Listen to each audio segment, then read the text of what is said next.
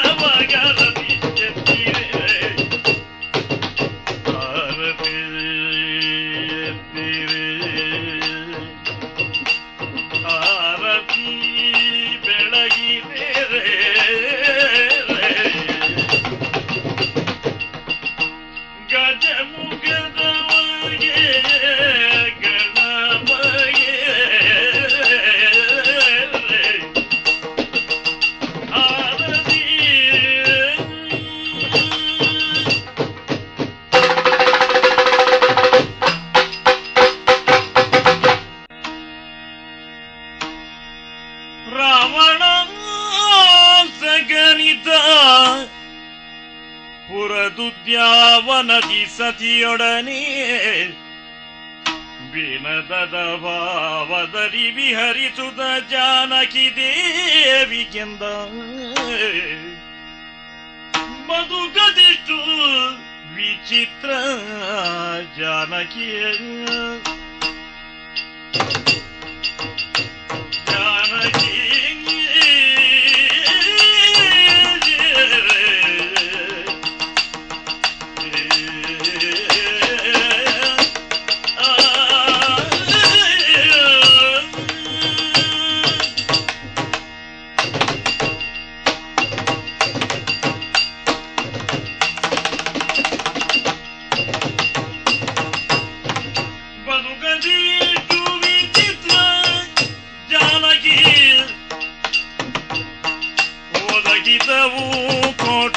ಕೋಟಲೆಗಳೆನಿತೋ ಜಗಕ್ಕೆ ಬೀಜ ಉದರದಲ್ಲಿ ಹುದುಗಿಸುದ ಜಗಕ್ಕೆ ಬೀಜವ ಉದರದಲ್ಲಿ ಬದುಕದೆಷ್ಟು ವಿಚಿತ್ರ ಜಾನಕಿಯ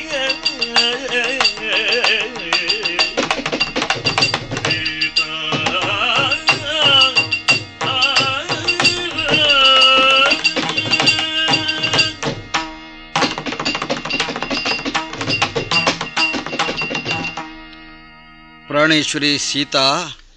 ಮಹಾಪ್ರಭು, ಉದ್ಯಾನವನದಲ್ಲಿ ನಾವಿಬ್ಬರೇ ಸಂಚರಿಸುತ್ತಾ ಸಂತೋಷದಲ್ಲಿ ಕಾಲ ಕಳೆಯುವ ಹೊತ್ತಿದು ನಿಜ. ಆದರೆ ನನ್ನ ಮನಸ್ಸಿಗೆ ಏನು ತೋರುತ್ತಿದೆ ಗೊತ್ತೇ? ಆ ಸ್ಥಾನದಲ್ಲಿದ್ದು ಅಯೋಧ್ಯೆ ಚಕ್ರವರ್ತಿ ಎಂದು ಹೇಳಿಸಿಕೊಂಡು ಜನರ ಕಷ್ಟ ಸುಖ ವಿಚಾರಿಸಿದವನಿಗೆ ವಿಶ್ರಾಂತಿಯ ಮನಸ್ಸನ್ನು ಸಾಂತ್ವನಗೊಳಿಸುವ ಒಂದು ಸ್ಥಳ ಅಂತಂದ್ರೆ ಇದು ಮಾತ್ರ ಅಂತ. ಆದ್ರಿಂದ ನಾವು ನಡೆದು ಬಂದ ದಾರಿಯನ್ನು ನಾನು ಇಚ್ಛಿಸದೇ ಇದ್ರೂ ನೆನಪು ಮಾಡಿಕೊಳ್ತಾ ಇದ್ದೇನೆ. ಒತ್ತಿನಲ್ಲಿ ನೀನಿರುವುದರಿಂದ ನನ್ನ ಜೀವನದ ಕಷ್ಟ ಸುಖಗಳಲ್ಲಿ ಪಾಲುದಾರಳಾದ ನೀನು ನನ್ನ ನೆನಪನ್ನು ನನ್ನ ಭಾವನೆಗಳನ್ನು ಹಂಚಿಕೊಳ್ತೀ ಎಂಬ ವಿಶ್ವಾಸ ನನಗಿದೆ.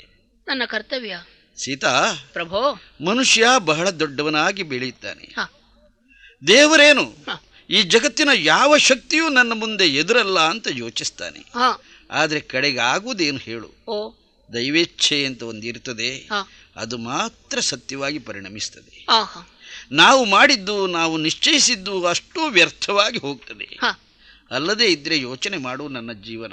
ಆ, ನಮ್ಮ ಅಪ್ಪನ ಸಂಕಲ್ಪವೇ ಸತ್ಯವಾಗ್ತಿದ್ರೆ ಹ, ಕಳೆದ 15 ವರ್ಷಗಳ ಹಿಂದೆ ಹ್ಮ್, ನಾನು ಅಯೋಧ್ಯೆ ಅರಸಾಗಿ ಇಲ್ಲೇ ಇರಬೇಕಾಗಿತ್ತು. ಹ, ಎಲ್ಲ ಸಿದ್ಧತೆಯೂ ನಡೆದಿತ್ತಲ್ಲ ಪಟ್ಟಾಭಿಷೇಕಕ್ಕೆ.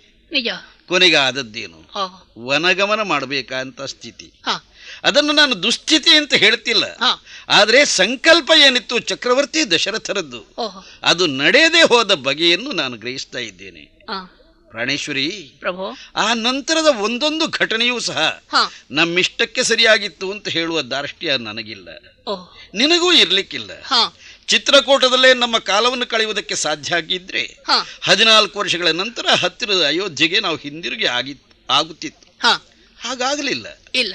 ಅಲ್ಲಿರುವುದು ಸಂಕಷ್ಟದಾಯಕ ಅಂತ ಪಂಚವಟಿ ಪ್ರದೇಶಕ್ಕೆ ಹೋದೆವು. ಹ, ಪಂಚವಟಿಯನ್ನು ನೆನಪು ಮಾಡುವಾಗ ಬ್ರಾಹ್ಮಣರಿಗೆ ಉಪಕಾರವಾಯಿತು, ಹ, ಲೋಕಕಂಟಕರ ನಾಶ ಆಯಿತು. ಹ, ಆದರೆ ನಮ್ಮ ಅನುಭವ ಏನು? ನಿನ್ನ ಅನುಭವ ಏನು? ಹ, ನಿನ್ನನ್ನು ನಾನು ಕಳೆದುಕೊಳ್ಬೇಕಾಯಿತು. ಹ, ಪುನಃ ಪಡೆಯುವುದಕ್ಕೆ ಬಹುದೊಡ್ಡ ಸಂಘರ್ಷವನ್ನೇ ಮಾಡಬೇಕಾಯಿತು. ಹ, ರಾವಣನಂತಹ ತ್ರಿದಶದಲ್ಲಣ ಹ, ತ್ರಿಲೋಕಗಳಲ್ಲೂ ತನ್ನ ಸ್ವಾಮ್ಯವನ್ನು ಸ್ಥಾಪಿಸುವ ಹಠಮಾರಿತನವುಳ್ಳವ ಹ, ನಿನ್ನ ಅಪಹಾರದಲ್ಲಿ ಗೆಲ್ಲುವುದಕ್ಕೆ ಸಾಧ್ಯ ಆಗಲಿಲ್ಲ ಅಂತಂದ್ರೆ ಹ, ದೈವ ಅವನಿಗೆ ಮುನಿದದ್ದು ಅಂತ ತಾನೇ ಅರ್ಥ.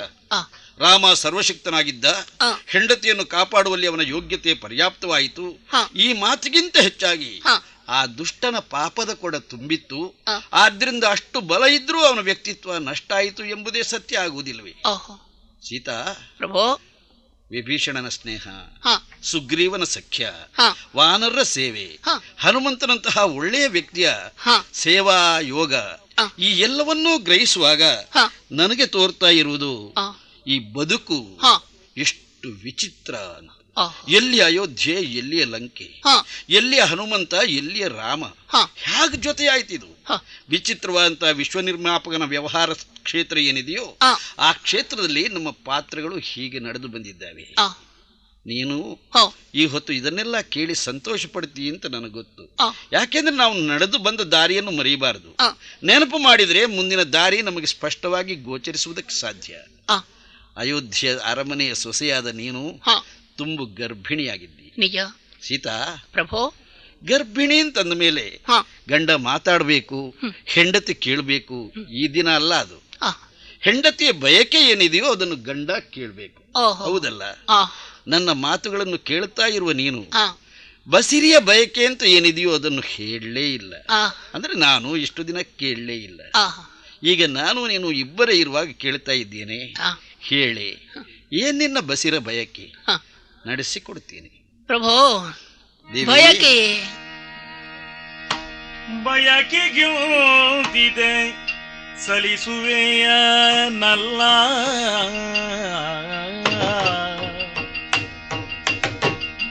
ನಲ್ಲ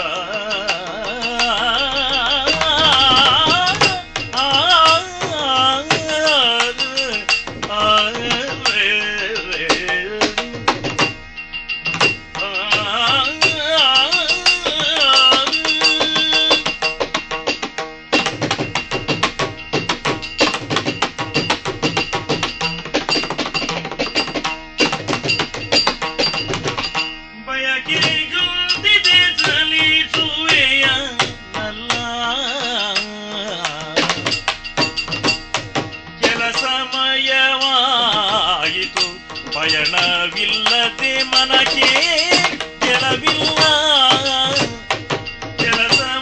ಕೆಲಸಮಯವಾಯಿತು ಪಯಣವಿಲ್ಲದೆ ಮನಗೆ ಗೆಲವಿಲ್ಲ.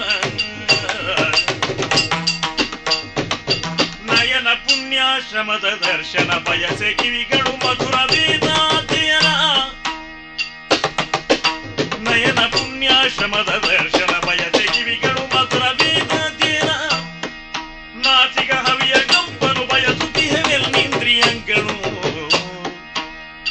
ನಯನ ಪುಣ್ಯಾಶ್ರಮದ ದರ್ಶನ ಬಯಸೆ ಕಿವಿಗಳು ಮಧುರ ವೇದಾಧ್ಯಯನ. ನಾಸಿಕ ಹವ್ಯ ಕಂಪನು ಬಯದು ದಿಗವಿದು ಇಂದ್ರಿಯಗಳು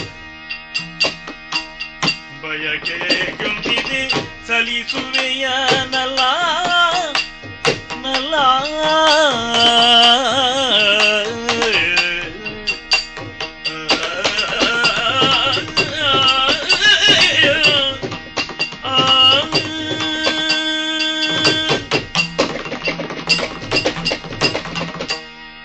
ಮಹಾಪ್ರಭು, ದೇವಿ, ನಮ್ಮ ಜೀವನದಲ್ಲಿ ನಾವು ಕಷ್ಟವನ್ನು ಅನುಭವಿಸಿದ್ದು ಬಹಳ ಕಡಿಮೆ. 14 ವರ್ಷದ ಅವಧಿ ಮಾತ್ರ. ಆದರೆ ಅದನ್ನು ಪೂರೈಸಿ ರಾವಣಾದಿಗಳ ವಧೆಯನ್ನು ಮಾಡಿದ ಬಳಿಕ ಮತ್ತೆ ಅಯೋಧ್ಯೆಯನ್ನು ಸೇರಿ ಪಟ್ಟಾಭಿಷಿಕ್ತರಾದೆವು. ಈಗ ಲೆಕ್ಕ ಹಾಕಿದರೆ 9,000 ವರ್ಷಗಳು ಕಳೆದುವಂತೆ. ಸ್ವಾಮಿಯೇ, ಎಲ್ಲ ಪ್ರಜೆಗಳ ಬಾಯಿಂದ ರಾಮರಾಜ್ಯ ರಾಮರಾಜ್ಯ ಎಂಬ ಹಾಗೆ ಹೊಗಳಿಕೆ ಕೇಳಿ ಬರುತ್ತಾ ಇದೆ. ನಮಗಿನ್ನೇನು ಬೇಕಾಗಿದೆ? ಹಾಗೆಯೇ ಲೋಕದಲ್ಲಿ ಹೆಣ್ಣಾಗಿ ಹುಟ್ಟಿದವಳು ಗಂಡನಿಗೆ ಹೆಂಡತಿಯಾದ ಬಳಿಕ ಗರ್ಭಿಣಿ ಆಗಬೇಕು, ಸಂತಾನವನ್ನು ಪಡೆಯಬೇಕು, ಅದರಿಂದ 2 ಮನೆತನಗಳನ್ನು ಕುಲಗಳನ್ನು ಉದ್ಧರಿಸಬೇಕು. ಇದು ಹೆಣ್ಣು ಜನ್ಮದ ಕರ್ತವ್ಯ. ಅಂತಹ ಸುಯೋಗ ತಮ್ಮ ಅನುಗ್ರಹದಿಂದ ನನ್ನ ಪಾಲಿಗೆ ಬಂದಿದೆ. ನಾನೀಗ ಬಸುರಿಯ ಬಯಕೆಯನ್ನು ಈಡೇರಿಸಬೇಕಾದ್ದು ಪತಿಯ ಕರ್ತವ್ಯ ಅಂತ ತಿಳಿದು ಏನು ಆಸೆ ಇದೆ ಸೀತಾ? ಹೀಗೆ ಕೇಳುತ್ತಾ ಇದ್ದೀರಲ್ಲ. ಹೌದು ಸ್ವಾಮಿಯೇ, ಅಯೋಧ್ಯೆಯಲ್ಲಿ ಏನಾದರೂ ಒಂದು ವಸ್ತು ನನಗೆ ಬೇಕು ಅಂತ ನಾನು ಬಯಸಿದರೆ ಬೇಡಿದರೆ ಅದು ಅಯೋಧ್ಯೆಯಲ್ಲಿ ಇಲ್ಲ ಎಂಬ ಹಾಗೆ ನಾನು ಅಭಾವವನ್ನೇ ತೋರಿಸಿದ ಹಾಗಾದೀತಲ್ಲ. ಅಯೋಧ್ಯೆ ಅಂದ್ರೆ ಏನು? ಸ್ವರ್ಗದಂತಿದೆ. ಇಲ್ಲಿ ಯಾವುದಕ್ಕೆ ಕೊರತೆ ಇದೆ? ಅದರಲ್ಲಿಯೂ ತಮ್ಮ ಧರ್ಮಪತ್ನಿ ನಾನು. ಸ್ವಾಮಿಯೇ, ಕಾಮಧೇನುವನ್ನು ಕಟ್ಟಿಕೊಂಡವನಿಗೆ ಬಡತನ ಉಂಟೆ? ಕಲ್ಪವೃಕ್ಷದ ಅಡಿಯಲ್ಲಿರುವವರಿಗೆ ದಾರಿದ್ರ್ಯ ಉಂಟೆ? ಎಂದೂ ಇಲ್ಲ. ಹಾಗೆಯೇ ನಾನು ನಿತ್ಯ ತೃಪ್ತಳು. ಆದರೆ ಬಸುರಿಯಾದ ಬಳಿಕ ದೇಹ ಧರ್ಮದಂತೆ ಸ್ತ್ರೀಯರಿಗೆ ಸಹಜವಾಗಿ ಏನಾದರೊಂದು ಬಯಕೆ ಮೂಡಿಯೇ ಮೂಡ್ತದಂತೆ. ಇಲ್ಲ ಅಂದ್ರೆ ಸುಳ್ಳಾದೀತು. ಆದ್ದರಿಂದ ಒಂದು ಸಣ್ಣದಾದಂತಹ ಬಯಕೆಯನ್ನು ತಮ್ಮ ಸನ್ನಿಧಿಯಲ್ಲಿ ಮಂಡಿಸ್ತಾ ಇದ್ದೇನೆ. ಹೇಳು ಕೇಳೋಣ. 14 ವರ್ಷ ಕಾಡಿನಲ್ಲಿ ಸಂಚರಿಸಿದೆವು, ಋಷಿಮುನಿಗಳ ಸೇವೆಯನ್ನು ಮಾಡಿದೆವು. ಆದರೆ ನನಗೆ ಇನ್ನೂ ತೃಪ್ತಿಯಾಗಿಲ್ಲ. ಇಂದು ಮತ್ತೆ ಅದೇ ನನ್ನ ಮನಸ್ಸಿನಲ್ಲಿ ಆಸೆಯಾಗಿ ಅಂಕುರಿಸಿದೆ. ಏನಾಸೆ? ಒಮ್ಮೆ 1 ದಿನ ಅಥವಾ 2 ದಿನ ಕಾಡಿನ ಕಡೆಗೆ ಹೋಗಿ ಆ ಮುನಿಗಳ ಆಶ್ರಮದಲ್ಲಿದ್ದು ಈ ಕೈಗಳಿಂದ ಆ ಮುನಿಜನರ ಸೇವೆಯನ್ನು ಮಾಡಿ, ಹಾಗೆ ಅವರು ಮಾಡುವಂತಹ ಯಜ್ಞವನ್ನು ಕಣ್ಣಿಂದ ನೋಡಿ, ವೇದ ಘೋಷವನ್ನು ಕಿವಿಯಿಂದ ಕೇಳಿ, ಹವಿಸ್ಸನ್ನು ಆಘ್ರಾಣಿಸಿ ಇದ್ದರೆ ಆಗಬಹುದು ಎಂಬ ಮನಸ್ಸಿನ ಬಯಕೆ ಬೇರೆ ಯಾವುದೂ ನನ್ನ ಮನಸ್ಸಲ್ಲಿ ಮೂಡುವುದಿಲ್ಲ. ತುಂಬಾ ಸಂತೋಷ. ನಿನ್ನ ದೊಡ್ಡತನ ಇದರಿಂದ ಸ್ಪಷ್ಟವಾಗ್ತಾ ಇದೆ. ದೇವಾ, 14 ವರ್ಷಗಳ ವನವಾಸದಲ್ಲಿ ರಾಕ್ಷಸರ ಕೈಯಲ್ಲಿ ನೀನು ಸಿಕ್ಕು ಪಟ್ಟ ಪಾಡು ಏನಿದೆಯೋ, ಜನ ಅದನ್ನು ನೆನಪು ಮಾಡಿ ಸೀತೆ ಎಷ್ಟು ಕಷ್ಟ ಸಹಿಷ್ಣು ಅಂತ ಹೇಳ್ತಾರೆ. ನಿನಗದು ಗಣ್ಯ ವಿಷಯವೇ ಅಲ್ಲ. ನಾನು ನಿಷ್ಠುರನಾಗಿ ನಿನ್ನನ್ನು ಸ್ವೀಕರಿಸಬೇಕಾದ್ರೆ ನಿನ್ನ ಪಾವಿತ್ರ್ಯ ಪರೀಕ್ಷೆ ಆಗಬೇಕು ಅಂತ ಬೆಂಕಿಗೆ ದೂಡಿದೆ ನೋಡು. ನಿನ್ನ ದೃಷ್ಟಿಯಲ್ಲಿ ಅದು ಮುಖ್ಯ ವಿಷಯ ಅಲ್ಲ. ಮರೆತು ಬಿಡ್ತಿ. ಹೆಣ್ಣಿಗೆ ಸಹಜ ಗುಣವೇ, ಅದರಲ್ಲೂ ಭೂಮಿಯ ಮಗಳು ನೀನು. ನಿನ್ನ ತಾಳ್ಮೆಯ ಸೀಮವಾದದ್ದು. ದೇವಿ, ನಿನಗೆ ಬೇಕಾಗಿರುವುದೇನು? ಅಂದು ಋಷಿಮುನಿಗಳ ಸೇವೆಯಲ್ಲಿ ಕಂಡ ಸುಖ ಏನಿದೆಯೋ ಆ ಸುಖ ಮತ್ತೊಮ್ಮೆ ಸಿಕ್ಕಿದರೆ ಯೋಚಿಸಬೇಕಾದ್ದೆ, ನಡೆಸಿಕೊಡ್ಬೇಕಾದ್ದೆ. ಅವಶ್ಯ ಈಡೇರಿಸ್ತೇನೆ. ಇಷ್ಟೇ ತಾನೆ? ಮತ್ತೇನು ಇಲ್ವಲ್ಲ? ಇಲ್ಲ ಇಲ್ಲ ಸ್ವಾಮಿಯೇ. ಏನು? ಆದ್ರೆ ತ್ವರೆಪಡಿಸುವುದಿಲ್ಲ, ಒತ್ತಾಯವಿಲ್ಲ. ತಾವಂತೂ ರಾಜಕಾರದಲ್ಲಿ ಇದ್ದೀರಲ್ಲ, ಚಕ್ರವರ್ತಿಗಳು, ನಿಮಿಷವಾದರೂ ಬಿಡುವಿಲ್ಲ ತಮಗೆ. ಆದ್ದರಿಂದ ಬಿಡುವಿದ್ದಾಗ ಸಾಕು. ಇಂದು ಅಥವಾ ಈಗಲೇ ಹೊರಡಬೇಕು ಅಂತ ನಾನು ಹೇಳಿಕೊಳ್ಳುತ್ತಿಲ್ಲ. ಸರಿ ಸ್ವಾಮಿ. ಏನು? ನಾವು ಹೇಗೂ ಅರಮನೆಯನ್ನು ಬಿಟ್ಟು ಉದ್ಯಾನಕ್ಕೆ ವಿಹರಿಸುವುದಕ್ಕಾಗಿ ಬಂದವರು ತಾನೆ. ನನಗೆ ಸ್ವಲ್ಪ ಹೊತ್ತು ವಿಶ್ರಮಿಸೋಣ ಅಂತ ಕಾಣ್ತಾ ಇದೆ. ಬಸುರಿಯಾದ್ದರಿಂದ ಮೈ ಭಾರ, ಮನಸ್ಸು ಭಾರ. ವಿಶ್ರಾಂತಿ? ಹೌದು. ಎಂಥ ವಿಶ್ರಾಂತಿ? ಹೇಗೆ ವಿಶ್ರಾಂತಿ? ನಾನು ಸ್ವಲ್ಪ ಹೊತ್ತು ತಮ್ಮ ತೊಡೆಯ ಮೇಲೆ ತಲೆಯಿಟ್ಟು ಮಲಗಿಕೊಳ್ಳಲೆ? ನನ್ನ ಹೃದಯೇಶ್ವರಿ ನೀನು. ದೇವ, ನನ್ನ ದೇಹದ ಅರ್ಧ ನೀನಾದ್ರಿಂದಲೇ ನನ್ನ ಅರ್ಧಾಂಗಿ. ನೀನು ತೊಡೆಯ ಮೇಲೆ ತಲೆಯಿಟ್ಟು ಮಲಗುತ್ತೇನೆ ಅಂದರೆ ಬೇಡ ಅಂತೇನೇನೆ. ಅದೊಂದು ಸೌಭಾಗ್ಯವಲ್ಲವೇ? ಆ ಭಾಗ್ಯ ಯಾವತ್ತೂ ನಿನ್ನದಾಗಿಯೇ ಇರ್ತದೆ. ಈಗಲೂ ನಿನ್ನದಾಗಿಯೇ ಇದೆ. ಧಾರಾಳವಾಗಿ ಸುಖವಾಗಿ ವಿಶ್ರಾಂತಿ ಪಡೆ. ಒಳ್ಳೆಯದು.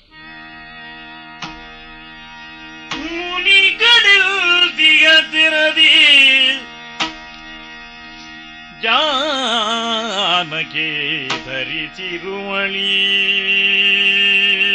ಪಿಂಡಕ್ಕೆ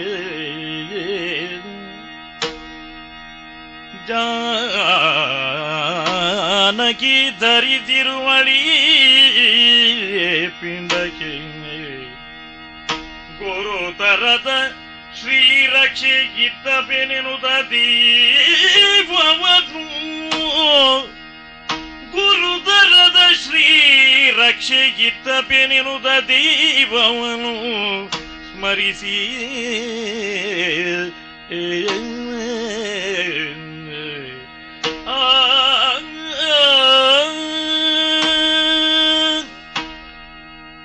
ಸೀತೆ ವಿಶ್ರಾಂತಿಯ ಹೆಸರಿನಲ್ಲಿ ಗಾಢವ ನಿದ್ರೆಗೆ ಸಂದಿದ್ದಾಳೆ. ಮುಗುದೆಯಾದ ಇವಳು ಮಲಗಿ ನನ್ನ ತೊಡೆಯ ಮೇಲೆ ನಿರ್ಭೀತಿಯಿಂದ ನಿಶ್ಚಿಂತೆಯಿಂದ ಇರುವ ಹೊತ್ತಿಗೆ ನನ್ನಲ್ಲೊಂದು ಚಿಂತೆ ಆರಂಭವಾಗಿದೆ. ಈಕೆಯ ಗರ್ಭದಲ್ಲಿರುವುದು ಸೂರ್ಯವಂಶದ ಉತ್ತರಾಧಿಕಾರಿ. ಋಷಿಮುನಿಗಳು ಈ ವಂಶ ಉತ್ತುಂಗವಾಗಿ ಬೆಳೆಯುವುದಕ್ಕೆ ತಕ್ಕ ಸಂತಾನ ಒದಗುತ್ತದೆ ರಾಮಚಂದ್ರ ಅಂತ ಆಶೀರ್ವಾದ ಮಾಡಿದರು. ಅವರ ಆಶೀರ್ವಾದವೂ ಸತ್ಯವಾಗಬೇಕು. ನನ್ನ ಯೋಗ್ಯತೆಯನ್ನು ಪ್ರತಿನಿಧಿಸುವಂತಹ ಪುತ್ರ ಸಂತಾನವೂ ಆಗಿ ಬರಬೇಕು. ಹಾಗಾಗಬೇಕಾದ್ರೆ ನಾನು ನನ್ನದಾದ ಒಂದು ಕರ್ತವ್ಯ ಮಾಡಬೇಕಾಗಿದೆ. ನಾನು ನನ್ನದಾದ ವ್ಯಕ್ತಿತ್ವವನ್ನೇನು ಬೆಳೆಸಿಕೊಂಡೆನೋ ಅದು ನನ್ನ ಅಹಂಕಾರದಿಂದ ಅಥವಾ ನನ್ನ ಸ್ವಯಂ ಸಾಧನೆಯಿಂದ ಅಂತ ಹೇಳುವುದಕ್ಕಿಂತ ಗುರುಗಳಾದ ವಿಶ್ವಾಮಿತ್ರರ ಉಪದೇಶದಿಂದ ಎಂಬುದೇ ಸತ್ಯ. ಭೃಶಾಶ್ವನ ಅಸ್ತ್ರರೂಪಿ ಸಂತಾನವನ್ನು ನನಗೆ ಮಂತ್ರೋಪದೇಶ ಮೂಲಕ ಕೊಡುವುದರಲ್ಲಿ ಗುರುಗಳು ಹಿಂದೆ ಬಿಡಲಿಲ್ಲ. ಬಲ ಅತಿಬಲ ವಿದ್ಯೆಯನ್ನು ಉಪದೇಶ ಮಾಡುವಲ್ಲಿ ಅವರು ಕೈ ಕಿರಿದು ಮಾಡಲಿಲ್ಲ. ಯಾಕೆಂದರೆ ಯಾವುದನ್ನು ಪಡೆಯುವುದಕ್ಕೆ ಎಲ್ಲಿ ಅರ್ಹತೆ ಇದೆಯೋ ಅದನ್ನು ಅವರು ತಿಳಿದಿದ್ದರು. ಅವರ ಅಪೂರ್ವವಾದ ತಪಸ್ಸಿನ ಜ್ಞಾನದ ಉತ್ತರಾಧಿಕಾರಿ ನಾನಾಗಬೇಕು, ಇದವರ ಭಾವನೆಯಾಗಿತ್ತು. ನನ್ನಲ್ಲಿ ಏನಿದೆಯೋ ಅದನ್ನು ನಾನು ನನ್ನಲ್ಲೇ ಇಟ್ಟುಕೊಂಡು ಮುಗಿದು ಹೋದರೆ, ಈ ಲೋಕವನ್ನು ಬಿಟ್ಟು ಹೋದರೆ, ನನ್ನ ವಂಶೋದ್ಧಾರ ಮಾಡುವ ನನ್ನ ಕರ್ತವ್ಯದಲ್ಲಿ ನಾನು ತಪ್ಪಿದ ಹಾಗಾಗುವುದಿಲ್ವೇ? ಹಾಗಾಗಬಾರದು ಅನ್ನುವುದಕ್ಕಾಗಿ ಈಗಲೇ ಒಂದು ಸಿದ್ಧತೆ ನಡೆಸಿದ್ದೇನೆ. ಇವಳ ಗರ್ಭಕ್ಕೆ ನನ್ನಲ್ಲಿರುವಂತಹ ದಿವ್ಯವಾದಂತಹ ಮಂತ್ರಗಳ ವಿಶೇಷ ಯೋಗ್ಯತೆ ಏನಿದೆಯೋ ಅದನ್ನು ಉಪದೇಶ ಮಾಡಿ ಅದನ್ನು ಬಲಗೊಳಿಸಬೇಕಾಗಿದೆ. ಅದಕ್ಕಾಗಿ ಬಲ ಅತಿಬಲ ವಿಶ್ವಾಮಿತ್ರ ಉಪದಿಷ್ಟವಾದಂತಹ ವಿಶಿಷ್ಟ ಮಂತ್ರಗಳು ಅದನ್ನು ಗರ್ಭದಲ್ಲಿರುವಂತಹ ಪಿಂಡಕ್ಕೆ ಉಪದೇಶ ಮಾಡ್ತಾ ಇದ್ದೇನೆ. ಹಾಗೆಯೇ ಭೃಶಾಶ್ವನ ಅಸ್ತ್ರರೂಪಿ ಸಂತಾನಗಳು ವಿಜೃಂಭಕಾಸ್ತ್ರಗಳು ಏನಿದ್ದಾವೆ ಅದು ಈ ಸಂತಾನಕ್ಕೆ ಕೈಗೂಡಿ ಬರುವ ಹಾಗೆ ಅದನ್ನು ಉಪದೇಶ ಮಾಡ್ತಾ ಇದ್ದೇನೆ. ಅಬ್ಬಾ, ಒಂದು ಕರ್ತವ್ಯ ನಿರ್ವಹಣೆ ಮಾಡಿದ ಹಾಗಾಯಿತು. ಒಂದು ಜ್ಞಾನದ ಹೊರೆಯನ್ನು ಹಸ್ತಾಂತರ ಮಾಡಿದಂತಹ ಸಮಾಧಾನ ಇದೆ ನನಗೆ. ಅವಳು ನಿದ್ರಿಸ್ತಾ ಇರಲಿ, ನಾನು ಸಂತೋಷ ಮುಖಮುದ್ರೆಯಲ್ಲಿ ಅವಳು ಎಚ್ಚರಾಗುವುದನ್ನು ಕಾಯುತ್ತಾ ಇರ್ತೇನೆ. ಪ್ರಭು, ಯಾರು? ನಿಮ್ಮ ಮುಗ್ಧ ಸೇವಕ ಭದ್ರ, ನಾನು ಒಡಮಟ್ಟಿದ್ದೇನೆ. ಭದ್ರ ಪ್ರಭು, ನೀನು ಆಪ್ತ ಸೇವಕರಲ್ಲಿ ಒಬ್ಬ. ಸರಿ. ಎಲ್ಲ ಹೊತ್ತಿಗೂ ಎಲ್ಲ ಕಡೆಗೂ ಹೋಗುವುದಕ್ಕೆ ನಿನಗೆ ಸ್ವಾತಂತ್ರ್ಯ ಇದ್ದರೂ ಆ ಸ್ವಾತಂತ್ರ್ಯದ ಸದುಪಯೋಗ ಮಾಡಿದವನೇ ಹೊರತು ದುರುಪಯೋಗ ಮಾಡಿದವನಲ್ಲ. ಸರಿ ತಂದೆ. ಈ ಏಕಾಂತದಲ್ಲಿ ನಾನು ಸೀತೆಯೂ ಇರುವಾಗ ನೀನು ಬಂದಿದ್ದಿ ಅಂದ್ರೆ ವಿಷಯ ಗಹನವಾದದ್ದಿರಬೇಕು, ಬರದೇ ಇರುವುದಕ್ಕೆ ಸಾಧ್ಯ ಇಲ್ಲ ಎಂಬ ಕಾರಣಕ್ಕಾಗಿಯೇ ನೀನು ಬಂದಿರಬೇಕು. ಸರಿ. ಏನಪ್ಪಾ ಅದು? ಏನು ಬಂದೆ? ಅರಿಕೆ ಮಾಡಿಕೊಳ್ಳೋ ಸ್ವಾಮಿ. ಹೇಳು.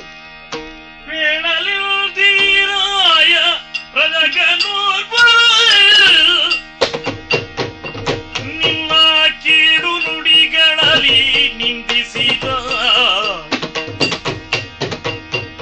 ಕೂಳಲು ಈ ದಿಗಸತಿಯ ಮೇಳದೊಳಗಿರುವ ಕೂಲೋಲ ಮರುಳನಿಲ್ ದೊರೆದ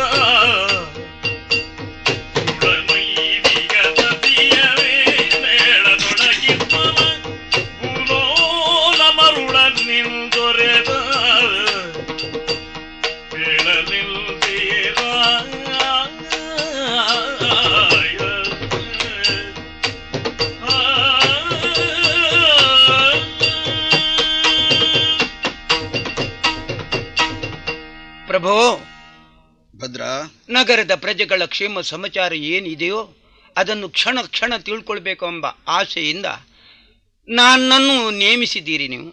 ಅದೇ ಪ್ರಕಾರ ಕರ್ತವ್ಯ ನಿರತನಾಗಿರುವಾಗ ಪ್ರಭು, ನಮ್ಮ ವಂಶಕ್ಕೆ ಒಂದು ಅಪಕೀರ್ತಿ ಆಗುವಂತಹ ಕೆಲಸ ನಡೆದು ಹೋಯಿತು ತಂದೆ. ಏನು ಹೇಳ್ತಾ ಇದ್ದೀ ನೀನು? ಏನು ವಂಶಕ್ಕೆ ಅಪಕೀರ್ತಿ? ಸರಿ. ಯಾರಿಂದ? ಹೇಗೆ? ನಮ್ಮವನೇ ಆದಂತ ರಜಕ ಕ್ರೋಧನ ಎಂಬವ ತನ್ನ ಹೆಂಡತಿಯೇನು ಅವನಲ್ಲಿ ಹೇಳದೆ ತವರು ಮನೆಗೆ ತೆರಳಿದ್ದಳಂತೆ. ಹೇಳಿದ ಹೋದವಳು ಕೇಳದೆ ಮನೆ ಪ್ರವೇಶ ಮಾಡಿದ್ಲಂತೆ. ಇದನ್ನರಿತ ಅವನು ಗಂಡ ಹೆಂಡಿರಿಬ್ಬರು ಕೂಡ ಜಗಳವಾಡಿ, ನೀನು ನನ್ನ ಪ್ರವೇಶ ಮಾಡುವುದೇ ಸರಿಯಲ್ಲ, ತೊಲಗು ಎಂದು ಸಿಟ್ಟಾಗಿ ಆಡಿಕೊಂಡನಂತೆ.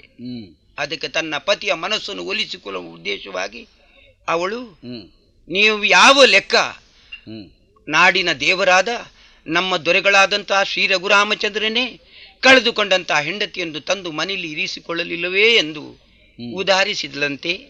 ಇದನ್ನು ಕೇಳಿದಂತ ಆ ಕ್ರೋಧನ ಸಿಟ್ಟಿನಿಂದ ರಾಮನಂತೆ ಬಿಟ್ಟು ಹೋದ ಹೆಂಡತಿಯನ್ನು ಮರಳಿ ಪಡೆಯುವುದಕ್ಕೆ ನಾನು ಹುಚ್ಚನಲ್ಲ ಎಂದು ಜರೆದು ಮಾತನಾಡಿದ ಪ್ರಭು. ಅಪವಾದ ಅಪವಾದ. ಭದ್ರಾ ಒಡೆಯ ದಿಮ್ಮನಿ ಸತಿಯ ಶಿರವು ಮಡಿಲಿ ನೀವು ಧರಿತೀರೆ ಜನಪನೇ ತಾಜನ ಕರೆದು ಸತಿಯ ಶಿರವು ಮಡಿಲಿ ನೀವು ಧರಿರಿ ಜನಪನೇ ಚರಣ ಕರೆದು ಮುನಿಯದಿರು ರಜಗನಿಗೆ ಕಟಾಜ್ಞೆ ನಿನಗೆನುದು ಮುನಿಯದಿರು ರಜಗನಿಗೆ ಕಟಾಜ್ಞೆ ನಿನಗೆನುದ ಮನ ಪುದುಡಿ ನಡೆದ ರಘುರಾಮ ಮುನಿಯದಿರು ರಜಗನಿಗೆ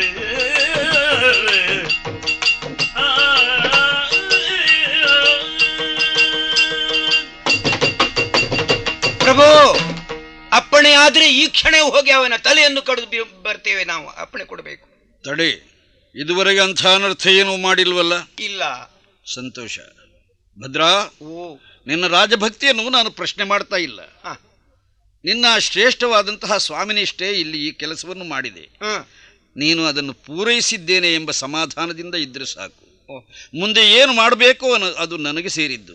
ನೀನಾಗಲಿ ನಿನ್ನವರಾಗಲಿ ರಜಕ ಹೇಳಿದ ಮಾತಿಗೆ ಮುನಿದು ಅವನ ಮೇಲೆ ಕೈ ಮಾಡಕೂಡದು. ಇದು ನನ್ನ ಆಜ್ಞೆ. ಪ್ರಭು, ಹೊರಟು ಹೋಗು. ಸೀತಾ, ಪ್ರಭು, ಎಚ್ಚರ ಆಯ್ತೇನು? ದೇವಿ, ದೇವಾ, ನನಗೆ ಸ್ವಲ್ಪ ರಾಜಕಾರ್ಯವಿದೆ. ನೀನು ಅಂತಃಪುರದ ಕಡೆಗೆ ಗಮಿಸು. ಅಪ್ಪಣೆ. ಅಣ್ಣ, ಪಾದ ಮೂಲಕ್ಕೆ ಬಡಮಟ್ಟಿದ್ದಾನೆ ತಮ್ಮ ಲಕ್ಷ್ಮಣ.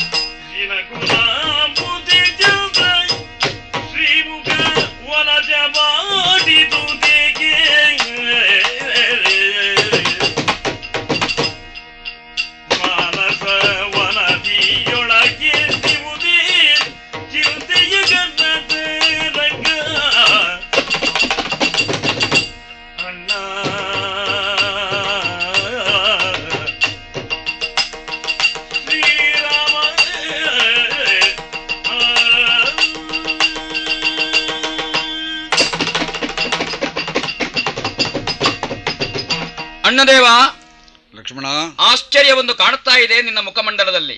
ಏನಪ್ಪ? ಇನಕುಲಾಂಬುದಿ ಚಂದ್ರಮನಂತಹ ನಿನ್ನ ಮುಖಮಂಡಲದಲ್ಲಿ ಮೌನದ ಛಾಯೆ, ದುಃಖದ ಛಾಯೆ, ಸ್ಥಿತಪ್ರಜ್ಞನ ಮನೋಮಂಡಲದಲ್ಲಿ ಅಸ್ಥಿರತೆಯ ಕಳೆ. ಅಣ್ಣ, ಮಾನಸ ವನದಿಯಲ್ಲಿ ಚಿಂತೆ ಕಾಣುತ್ತಾ ಇದೆ. ಅಣ್ಣ, ಯಾರಿಂದ ಏನಾಯಿತು, ಅದರ ಪರಿಮಾರ್ಜನೆಗೆ ಲಕ್ಷ್ಮಣನಿಂದ ಏನಾಗಬೇಕು ಅಂತ ಅಪ್ಪಣೆ ಆಗಬೇಕು. ಲಕ್ಷ್ಮಣ, ಅಣ್ಣದೇವ, ಜೀವನದಲ್ಲಿ ನೆರಳಿನಂತೆ ನನ್ನನ್ನು ಹಿಂಬಾಲಿಸಿದವನು ನೀನು. ನನ್ನ ಮನಸ್ಸಿನ ವೇದನೆ ನಿನಗೆ ಅರ್ಥವಾಗಿದೆ. ಜ್ಯೇಷ್ಠ ಭ್ರಾತೃ ಪಿತುಸಮಃ ಅಂತ ಅಂಗೀಕರಿಸಿಕೊಂಡವ ನಾನು. ಸಂತೋಷ. ಆದರೆ ವೇದನೆಯ ಪ್ರಶ್ನೆ ಅಲ್ಲ ಇದು. ಮತ್ತೇನಣ್ಣ? ಮನುಕುಲೇ ನಡತಿ ಮಾನ್ಯವು ಜನಪರಪವಾದಕ್ಕೆ ಹೆದರುವ ಗುಣವ ಹೊಂದಿರಬೇಕು. ನಮಗಾದರ್ಶವಿದು ಜಗದೀರೆ ಜನಕನಲ್ದನೆಗಿಂದಲೆಮ್ಮಯ ಮನುಕುಲಕ್ಕೆ ಅಪವಾದ ಒಡಸಿದೆ. ವನಿತೆಯನು ತ್ಯಜಿಸುವಡಿ ಮನಗೀದಿಯನು ತಾನೆನನು ಸಮ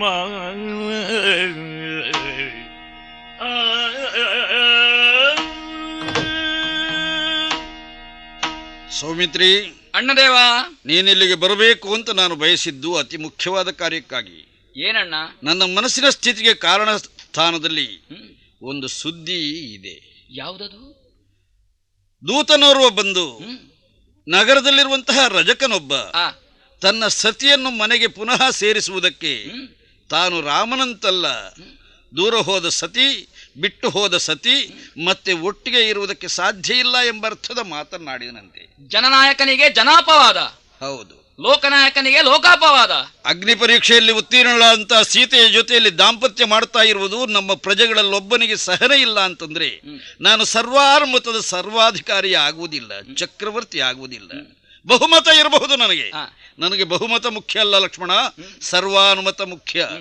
ಜನ ಮೆಚ್ಚುವ ರಾಜನಾಗಬೇಕು. ಸೂರ್ಯವಂಶದ ಪರಂಪರೆ ಆಗಿದೆ. ಅಂದಿನಿಂದ ಇಂದಿನವರೆಗೆ ಪ್ರಜೆಗಳಿಗಾಗಿ ತನ್ನ ಸ್ವಂತವನ್ನು ತ್ಯಾಗ ಮಾಡಿದಂತ ಸಹಸ್ರ ಯೋಗ್ಯತಾವಂತರ ಚರಿತ್ರೆಯನ್ನು ಕೇಳಿದವರು ನಾವು. ಆ ಚರಿತ್ರೆಯಲ್ಲಿ ನನ್ನ ಹೆಸರು ಸೇರಬೇಕೇ ಹೊರತು ಕಳಚಿ ಹೋಗುವ ಹಾಗಾಗಬಾರದು. ಅದಕ್ಕಾಗಿ ನಾನು ತೀರ್ಮಾನ ಮಾಡಿದ್ದೇನೆ. ಸೀತಾ ರಾಮನಾಗಿ ನಾನಿರುವುದು ಮುಖ್ಯವೋ, ರಾಜ ರಾಮನಾಗಿರುವುದು ಮುಖ್ಯವೋ ಎಂದು ಯೋಚಿಸಿದಾಗ ರಾಜಾರಾಮತ್ವಕ್ಕೆ ಒತ್ತು ಬರ್ತಾ ಇದೆ. ಆದ್ರಿಂದ ನಿನಗೆ ಹೇಳ್ತಾ ಇದ್ದೇನೆ, ಸೀತೆಯನ್ನು ಕರೆದುಕೊಂಡು ಹೋಗಿ ಕಾಡಿನಲ್ಲಿ ಋಷ್ಯಾಶ್ರಮಗಳ ಎಡೆಯಲ್ಲಿ ಬಿಟ್ಟು ಬಾ. ಅಣ್ಣ, ಕೇಳಲಾರೆ ಕಿವಿಯಿಂದ, ಕೇಳಲಾರೆ ಅಣ್ಣ. ಹರೆಯ ಗಂಬನ ಕುರುಡುವಲ್ಲಾಗ ಲಕ್ಷ್ಮಣ ಹರ ಹರ ಕಿಂತೊರಲಿ ಕೆಡೆದು ಮಡಿಸಿದನು ಮರದಿಯ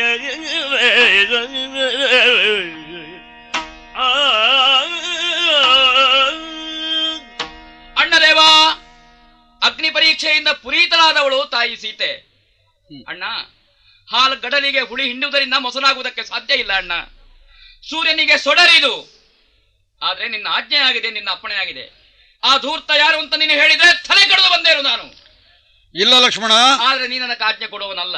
ಆ ತೀರ್ಮಾನಕ್ಕೆ ನೀನು ಬರಕೂಡದು, ನನಗದಕ್ಕೆ ಒಪ್ಪಿಗೆ ಇಲ್ಲ. ಹಾಗಾದ್ರೆ ನಿನ್ನ ಸೂಚನೆ, ನಿನ್ನ ಆಜ್ಞೆ ನನಗೆ ಅಪ್ಪಣೆ ಅಂತ ತಿಳ್ಕೊಂಡಿದ್ದೇನೆ, ಅಂಗೀಕರಿಸಿದ್ದೇನೆ.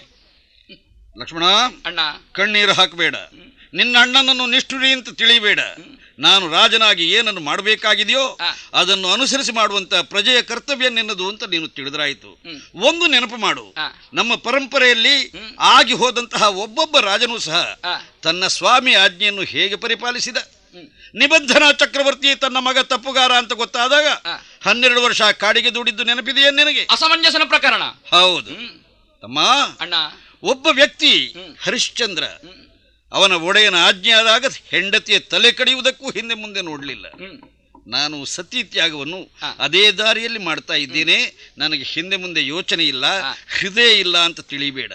ಅಗ್ನಿ ಪರೀಕ್ಷೆಯನ್ನು ಮತ್ತೊಮ್ಮೆ ನಡೆಸಿ ಅಚಾತುರ್ಯ ಮಾಡುವುದಕ್ಕೆ ನಾನು ಸಿದ್ಧನಿಲ್ಲ. ಜನರ ಬಾಯನ್ನು ತಾತ್ಕಾಲಿಕವಾಗಿ ಮುಚ್ಚುವುದರ ಮೂಲಕವಾಗಿ ಸೀತೆಯ ಜೊತೆಯಲ್ಲಿ ನಾನು ಬಾಳುವುದಕ್ಕೆ ಆಸೆ ಪಟ್ಟೆ ಎಂಬ ಅಪವಾದ ನನಗೆ ಬೇಕಾಗಿಲ್ಲ. ಹೃದಯವನ್ನು ಗಟ್ಟಿ ಮಾಡಿಕೊ, ನನ್ನ ಆಜ್ಞೆ ಇದು. ಸೀತೆಯನ್ನು ಕರೆದುಕೊಂಡು ಕಾಡಿನೆಡೆಗೆ ನಡೆ ನಡೆ. ಅಪ್ಪಣೆ. ಅಯೋಧ್ಯೆಯ ಧವಳ ಕೀರ್ತಿ ಗೋಪುರಕ್ಕೆ ಲಕ್ಷ್ಮಣ ಆಧಾರ ಸ್ತಂಭ. ರಾಮನ ಹೆಜ್ಜೆಯ ಮೇಲೆ ಹೆಜ್ಜೆ ಇಟ್ಟು ಸಾಗಿದಮ ಲಕ್ಷ್ಮಣ. ಹಾಗಾದ್ದರಿಂದ ಇಲ್ಲಿ ಯಾವುದೇ ವಿಮರ್ಶೆಗೆ ಅವಕಾಶ ಇಲ್ಲ. ಇದನ್ನು ಅಪ್ಪಣೆ ಆಜ್ಞೆ ಅಂತ ಅಂಗೀಕರಿಸಿಕೊಂಡು ಹೊನ್ನಿನ ತೇರನ್ನು ಸಿದ್ಧಪಡಿಸಿಕೊಂಡು ಸೀತಾ ಮಾತೆಯ ಸನ್ನಿಧಿಗೆ ಸಾಗಿಬಿಡ್ತೇನೆ.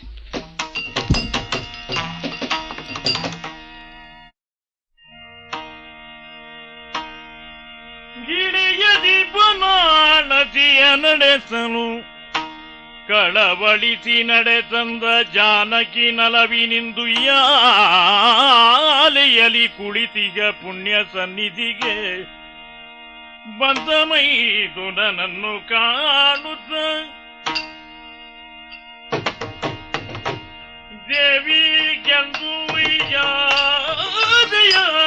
ಗಿಳಿಯುತ್ತ ಬಾ ಬಾ ತಮ್ಮ.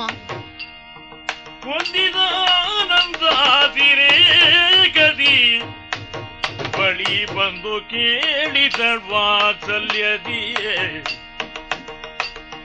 ಲೇಸಾಯ್ತು ಲಕ್ಷ್ಮಣ ಬಂದುದು ಎಲ್ಲ ಬೇಸರ ಬಳಿದು ದೋಷವಾದುದು ಮಂದಮೈದು ನನ್ನನ್ನು ಕಾಣುತ್ತಾರೆ.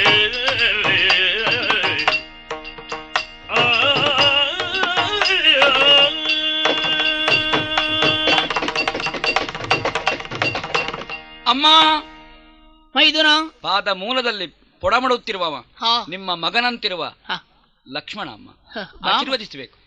ಬಾ ಮಗನೇ ಬಾ, ಹ್ಮ್. ಎದ್ದೇಳು. ಹ. ಮನಸ್ಸಿನ ಬೇಸರವನ್ನು ಕಳೆಯುವುದಕ್ಕಾಗಿ ಉಯ್ಯಾಲೆ ಆಡುತ್ತಾ ಇದ್ದೆ. ಹ. ಲಕ್ಷ್ಮಣ ಬರಲಿ ಅಂತ ನಾನು ಹೇಳಿ ಕಳುಹಿಸಿದ್ದಿಲ್ಲ, ಹ್ಮ್. ನೀನಾಗಿಯೇ ಬಂದೆ. ಹ್ಮ್. ಸಂತೋಷವಾಯಿತು, ಓ. ಮನಸ್ಸಿನ ಬೇಸರ ದೂರವಾಯಿತು. ಹ. ಲಕ್ಷ್ಮಣ, ಅಮ್ಮ, ಲೋಕದಲ್ಲಿ ಅತ್ತಿಗೆ ಮೈದುನಂದಿರು ಹ್ಮ್. ಎಷ್ಟು ಮಂದಿಗಳಿಲ್ಲ, ಹ್ಮ್. ಆದರೆ ಹ್ಮ್. ನಮ್ಮಂಥವ್ರು ಇರುವುದಕ್ಕೆ ಸಾಧ್ಯವೇ ಇಲ್ಲ ಮಗನೇ. ಯಾಕಮ್ಮ? ನಿನ್ನನ್ನು ನಾನು ಹ್ಮ್. ಮೈದುನ ಅಂತ ಕರೆದುದೇ ಇಲ್ಲ. ಮಗ ಅಂತಲೇ ಹೇಳಿದ್ದು. ನನ್ನ ಬಾಯಿಂದ ಬರುವ ಶಬ್ದವೇ ಹಾಗೆ, ಹ್ಮ್. ಮಗನೇ, ಹ್ಮ್. ತಮ್ಮ, ಹೀಗೆ. ಹ್ಮ್. ನನ್ನನ್ನು ಹಾಗೆ ಹ್ಮ್. ನೀನು ಅಮ್ಮ ಎಂದೇ ಕರೆಯುವುದಲ್ಲದೆ ಅತ್ತಿಗೆ ಎಂಬ ಹಾಗೆ ಸಂಬೋಧಿಸಿದ್ದೂ ಇಲ್ಲ. ತಾಯಿ ಸುಮಿತ್ರೆಯನ್ನು ನಿಮ್ಮಲ್ಲಿ ಕಂಡವ ನಾನು. 14 ವರ್ಷ ನಾವು ಅಡವಿಯಲ್ಲಿರುವಾಗ ಹ್ಮ್. ನೀನು ಅಯೋಧ್ಯೆಯನ್ನು ಬಿಟ್ಟು, ಹ. ಹೆಂಡತಿಯನ್ನು ಬಿಟ್ಟು, ಹ್ಮ್. ತಾಯನ್ನು ಬಿಟ್ಟು, ಹ್ಮ್. ಹುಟ್ಟೂರಾದ ಅಯೋಧ್ಯೆಯನ್ನು ಬಿಟ್ಟು ಹ್ಮ್. ನಮ್ಮನ್ನು ಸೇರಿಕೊಂಡು ಹ್ಮ್. ಶ್ರದ್ಧೆಯಿಂದ ಸೇವೆ ಮಾಡಿದ ತಮ್ಮ ನೀನು. ಹ. ಆಹಾ, ನಿನ್ನಂತಹ ಮೈದುನನ್ನು ಪಡೆಯಬೇಕಾಗಿದ್ರೆ ಹ್ಮ್. ಪುಣ್ಯ ಬೇಕು. ಹ್ಮ್. ಮೈದುನ ಅಮ್ಮ, ಇರಲಿ, ಹ್ಮ್. ಕಾರ್ಯವಿಲ್ಲದೆ ನೀನು ಬರುವನಲ್ಲ. ಹ್ಮ್. ಏನು ಬಂದೆ, ಹ್ಮ್. ಏನು ಕಾರಣ, ಏನು ಕಾರ್ಯ ಹೇಳಪ್ಪ. ತಾಯೇ ಲಾಲಿಸಬೇಕು. ಚಿತ್ತವಿಸಲೆ ದೇವಿಯೇ ಹಿತನಾಜ್ಞೆಯ ರಾಮ ಅರ್ತಿಯೊಳು ನೀ ಪೇಳಿದ ಚಿತ್ತದ ಜಯದರ ಉತ್ತಮ ಗಾನದ ಕೊಂಡು ಈಗೆನುತ ಚಿತ್ತದ ಜಯದರ ಉತ್ತಮ ಗಾನನ ಕೊಂಡು ಎನುತ ಚಿತ್ತವಿಚಲೆ ದೇವಿ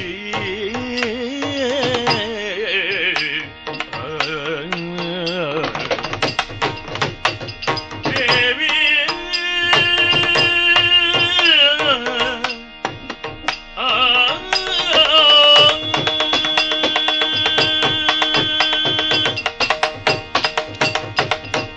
ತಾಯೇ, ಮೈದುನ ನೀವು ನನ್ನನ್ನು ಕರೆಸಿಕೊಂಡವರಲ್ಲ. ಅಲ್ಲ, ಹಾಗೆ ಅಂತ ರಾಮ ನನ್ನನ್ನು ಕಳುಹಿಸಿಕೊಟ್ಟದ್ದು. ಹೌದಮ್ಮ, ಅಣ್ಣನಾಜ್ಞೆ. ಹೌದು. ಏನಪ್ಪ? ವನವಿಹಾರಕ್ಕೆ ನೀವು ಜೊತೆಯಾಗಿ ಹೋದಾಗ ಹಾ ಕೆಲವೊಂದು ಭಾವನೆಗಳನ್ನು, ಬಯಕೆಯನ್ನು ನೀವು ಹಂಚಿಕೊಂಡಿದ್ದೀರಂತೆ. ಹಾ ಋಷಿಮುನಿಗಳನ್ನು ಕಾಣಬೇಕು, ಹಾ ಮುನಿ ಪತ್ನಿಗಳಲ್ಲಿ ಮಾತನಾಡಬೇಕು, ಹಾ ಅಲ್ಲಿಯ ಹೋಮ ಹವನದಲ್ಲಿ ಪಾಲ್ಗೊಳ್ಳಬೇಕು, ಹಾ ವೇದಘೋಷವನ್ನು, ಮಂತ್ರ ಪಠಣವನ್ನು ಕೇಳಬೇಕು ಅಂತ ತಮಗೆ ತವಕಗೊಂಡಿದ್ದೀರಂತೆ. ಹಾ ಅಮ್ಮ, ಓ ಹಾಗಾದ್ದರಿಂದ ಹಾ ರಾಮಭದ್ರ, ಹಾ ರಾಮದೇವರು ಹಾ ನನಗೆ ಅಪ್ಪಣೆ ಕೊಟ್ಟದ್ದು ಏನೆಂದು? ನಿಮ್ಮನ್ನು ಹಾ ಕರಕೊಂಡು ಹಾ ಆ ಮುನಿವಧುಗಳ, ಮುನಿ ತಾಯಂದಿರ ಹಾ ಸನ್ನಿಧಿಗೆ ಹೋಗಬೇಕು ಎಂಬ ಹಾಗೆ. ಹ್ಮ್ ಹಾಗಾದ್ದರಿಂದ ಹಾ ಇದು ಹೊಂದೇರನ್ನು ಹೊಂದಿಕೊಂಡು ಬಂದಿದ್ದೇನೆ. ಓಹೋ, ತಾವು ಏರಿಕೊಳ್ಬೇಕು. ಅಣ್ಣನಾಜ್ಞೆ. ಹೌದು. ಕಾಡಿಗೆ ಹೋಗುವುದಕ್ಕೆ ನಿಜವೇ? ಬಿಟವೇ ನಿನ್ನಯ ವಚನ ಆ ಸೌಮಿತ್ರಿ ಆಟಕೊಪ್ಪಿದ ರಮಣ ಸೌಮಿತ್ರಿ ಆಟಕೊಪ್ಪಿದನೆ ರಮಣ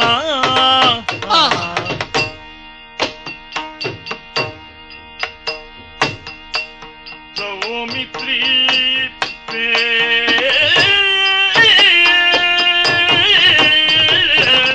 ಹೇಳು. ಆಟಕೊಪ್ಪಿದನೆ ರಮಣ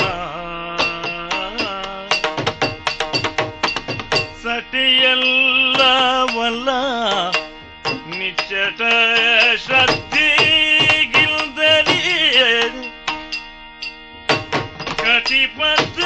ಕಟಿಪದ್ದನಾದಿಯೇ ಅಟವಿಗೆನ್ನುವರೇ ಸಟೆಯಲ್ಲವಲ್ಲ ನಿಚ್ಚಟ ಶ್ರದ್ಧೆಗಿಂತಲಿ ಕಡಿವತನಾದಿ ಅಡವಿಗೆ ವೈವರೆ ಇಟವೇ ನಿನ್ನಯ ವಚನ ಸೌಮಿತ್ರಿ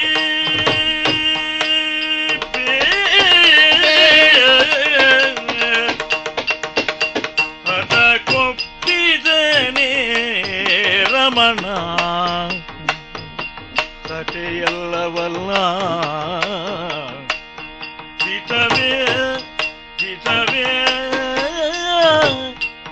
ದಿಟವೇ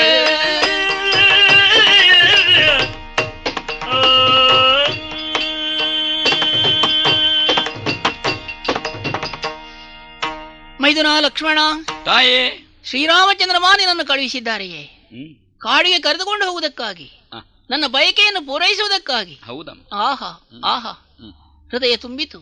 ಓಹ್ ಲಕ್ಷ್ಮಣ, ನಾನೇನೋ ಸ್ವಾಮಿಯಲ್ಲಿ ಈ ಆಸೆಯನ್ನು ಮಂಡಿಸಿದ್ದೆ. ಕೆಲ ದಿನಗಳು ಕಳೆದಿದ್ದು, ನಾನೇ ಅದನ್ನು ಮರೆತಿದ್ದೆ.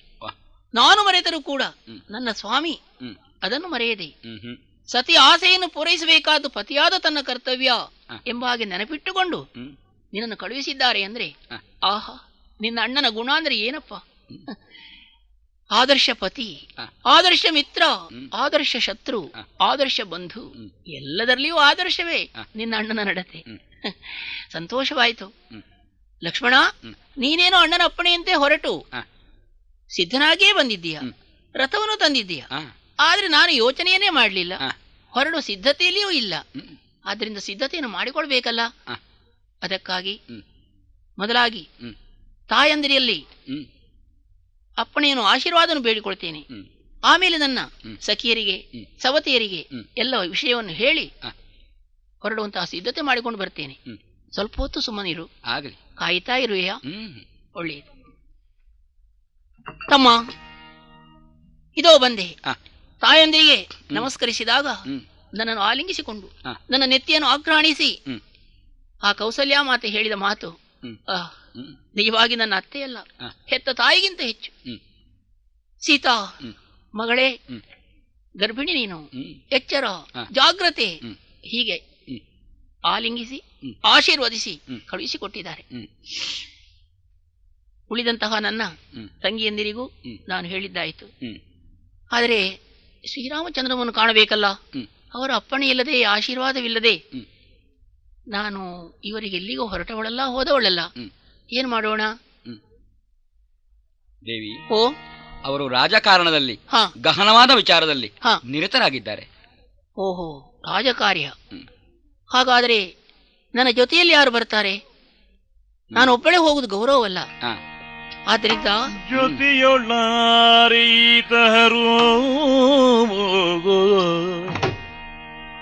ನಿನ್ನಯ ಸತಿಯೋ ಭರತನ ಭಾರ್ಯೆಯೋ ಜನಗತಿ ಸಲುಗೆಯ ತಂಗಿ ಶ್ರುತ ಕೀರ್ತಿಯೋ ಮಾತೆಯರೋ ಹಿತದಿಪ್ಪೆ ಆ ಕಾನನದಿ ಮುನಿ ಸತಿಯರಿಗೆ ಕೊಡಲೇನ ಒಯ್ಯಲಿ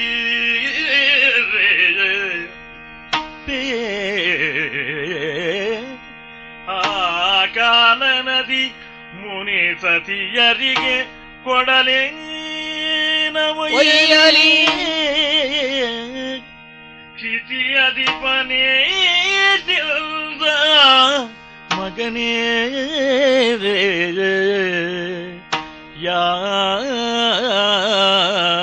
ಯಾರೇತರು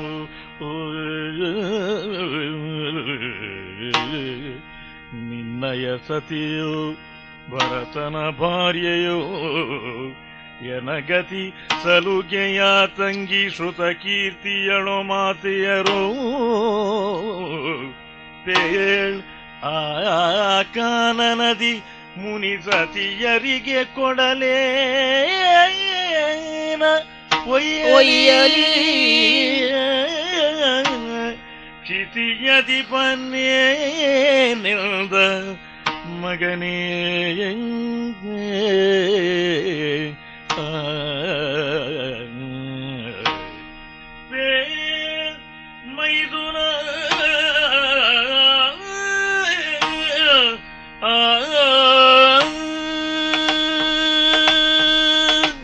ಮೈದುನ ಲಕ್ಷ್ಮಣ, ಅಮ್ಮ, ನಾನು ಅಯೋಧ್ಯೆಯ ಮಹಾರಾಣಿ. ಅಹಂಕಾರದ ಮಾತಲ್ಲ, ಅಭಿಮಾನದಿಂದ ಆಡುತ್ತಿದ್ದೇನೆ. ಮಹಾರಾಣಿಯಾದ ನಾನು ಒಂದೆಡೆಗೆ ಹೋಗುವಾಗ ಒಬ್ಬಳೇ ಹೋಗುವುದು ಗೌರವವಲ್ಲ. ಜೊತೆಯಲ್ಲಿ ಸ್ತ್ರೀಯರು ಬೇಕು, ಅದರಲ್ಲಿಯೂ ಹಿರಿಯವರಿದ್ದರೆ ಮತ್ತೂ ಗೌರವ. ಆದ್ದರಿಂದ ನನ್ನ 3 ಮಂದಿ ಅತ್ತೆಯಂದಿರು ಅಲ್ಲ, ನನ್ನ ಮಾತೆಯಂದಿರು, ಅವರಲ್ಲಿ ಯಾರು ನನ್ನೊಂದಿಗೆ ಬರ್ತಾರೆ? ತಾಯೇ, ಅವರು ವಯೋವೃದ್ಧರಲ್ವೇ? ವೃದ್ಧಾಪ್ಯ ಬೇಡ.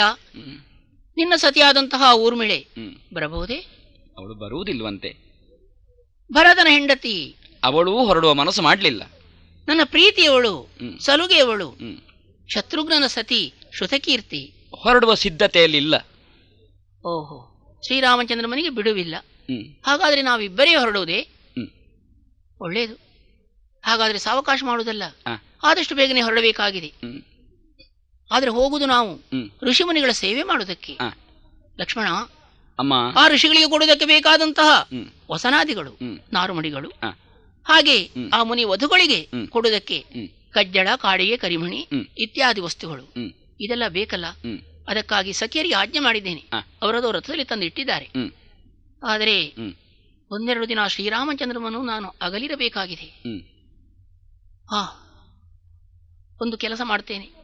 ಆ ಶ್ರೀರಾಮಚಂದ್ರನ ಪುಣ್ಯ ಪಾದುಕೆಗಳನ್ನು ರಥದಲ್ಲಿ ತಂದು ಇರಿಸಿದ್ದೇನೆ. ಅದೇ ನನಗೆ ಅವರ ಪ್ರತಿನಿಧಿಯಾಗಿ ಪ್ರದಕ್ಷಿಣೆ ಮಾಡಿ ಪೂಜಿಸುವುದಕ್ಕೆ ಸಾಧನ. ಇನ್ನು ಸಾವಕಾಶ ಬೇಕೆ? ಹೊರಡೋಣವೇ? ಏರಿಕೋ ರಥವನ್ನು. ಏರಿಕೊಳ್ಳಿ. ಮಂದಗತಿಯಲ್ಲಿ ಸಾಗುತ್ತಾ ಇದೆ. ಬಂದು ಬಂದಿ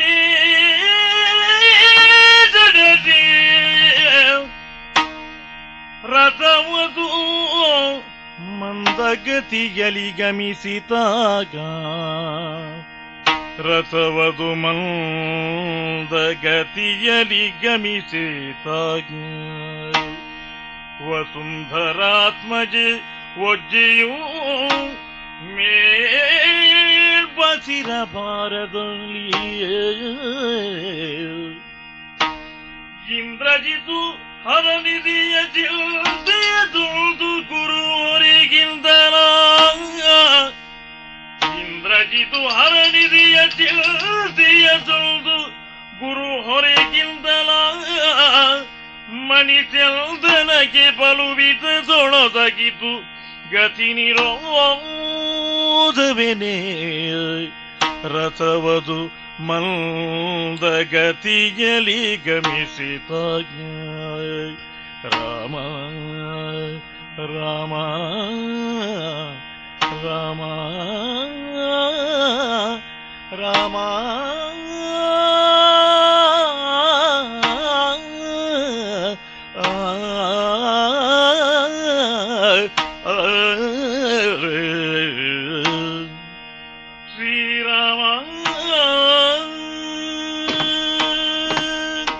ಆಶ್ಚರ್ಯ, ಪರಮಾಶ್ಚರ್ಯ! ಬಲಿಷ್ಠವಾದ ಕುದುರೆಗಳು ಬಲಯುತವಾಗಿ ಎಳೆಯುತ್ತಿವೆ. ಆದರೂ ರಥದ ಗತಿ ನಿಧಾನವಾಗಿದೆಯಲ್ಲ. ಧರಣಿದೇವಿಗೆ ಮಗಳಲ್ಲಿರುವ ಸೆಳೆತವೋ ಅಲ್ಲ ಎಳೆತವೋ ಇರಲೂಬಹುದು. ಬಂಗಾರದ ತೇರು ಲೋಹಭಾರದಿಂದ ಬಹುಶಃ ಈ ರಥಕ್ಕೆ ನಿಧಾನ ಗತಿಯನ್ನು ಕೊಟ್ಟಿತೋ ಏನು? ಹಾಗಲ್ಲ. ತಾಯಿಯ ಗರ್ಭದಲ್ಲಿ ಬೆಳೆಯುತ್ತಿರುವುದು ಸೂರ್ಯ ವಂಶದ ಭವಿಷ್ಯದ ಉತ್ತರಾಧಿಕಾರಿ. ಹಾಗಾದ್ದರಿಂದ ಭಾರವೇ? ಅದೂ ಅಲ್ಲ. ಇಂದ್ರಜಿತು ಅತಿಕಾಯಾದಿ ರಾಕ್ಷಸರನ್ನು ವಧಿಸಿದ ಈ ವೀರಲಕ್ಷ್ಮಣನ ಚಿಂತಾ ಭಾರವಿರಬೇಕು, ಹೃದಯ ಭಾರವಿರಬೇಕು. ರಾಮ ರಾಮ ರಾಮ. ಸಿಂಗರಗ ಹಬ್ಬಕ್ಕೆ ಮಂಗಲವಾಕ್ಯದ ರಂಗೊದಗಿಸಿ ವಾಲ್ಮೀಕಿ ಋಷಿಯೇ, ಸಂಗಡಿಗರು ರಸ ಗಂಗಾ ಸ್ನಾನದಿ ಮಂಗಲವಡಿ ಕೃತಿ ರಚಿಸಿಯೇ, ಸಿಂಗರಗ ಹಬ್ಬಕ್ಕೆ ಮಂಗಲವಾಕ್ಯದ ರಂಗೊದಗಿಸಿ ವಾಲ್ಮೀಕಿ ಋಷಿಯೇ, ವಾಲ್ಮೀಕಿ ಋಷಿ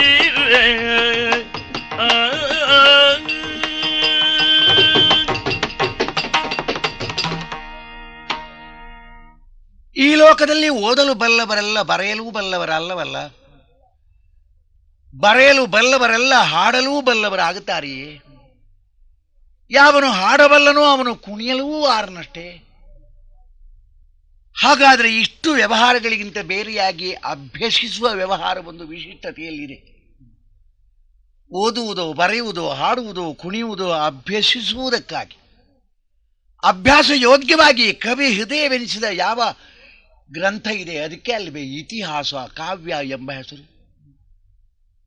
ಶ್ರೀಮತ್, ಶ್ರೀಮಾನ್, ಶ್ರೀಮತಿ ಬೇಡ. ರಾಮನ ದಿವ್ಯ ಚರಿತ್ರೆಯಿಂದ ಪಾವನತೆಯನ್ನು ಪಡೆದಿರುವಂತಹ ಇತಿಹಾಸ ಗ್ರಂಥವಾಗಿರುವುದರಿಂದಲೇ ಅದಕ್ಕೆ ಶ್ರೀಮತಿ ರಾಮಾಯಣ ಎಂಬುದೇ ಗುಣನಾಮ. ಇದನ್ನು ಅಭ್ಯಸಿಸುವುದಕ್ಕೆ ಯಾರೂ ಇಲ್ಲವಲ್ಲ. ಹುತ್ತದ ಹೊಟ್ಟೆಯಿಂದ ಹುಟ್ಟಿ ಬಂದವನು ನಾನಾದರೂ ನನ್ನಲ್ಲಿ ಸ್ಫೂರ್ತಿಯನ್ನು ಹೆಚ್ಚಿಸಿಕೊಟ್ಟವರು ನಾರದರು.